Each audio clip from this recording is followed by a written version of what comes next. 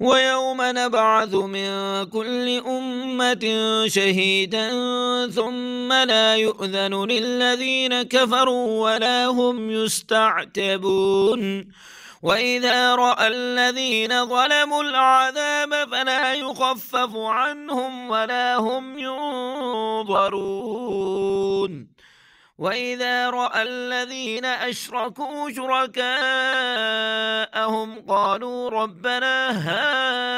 هؤلاء شركاؤنا الذين كنا ندعو من دونك فألقوا إليهم القول إنكم لكاذبون وألقوا إلى الله يومئذ السلم وضل عنهم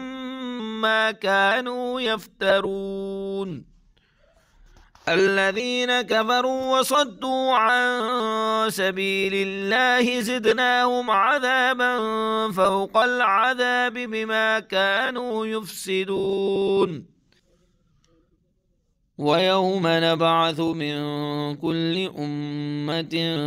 شهيدا عليهم من أنفسهم وجئنا بك شهيدا على هؤلاء ونزلنا عليك الكتاب تبيانا لكل شيء وهدى ورحمة وبشرى للمسلمين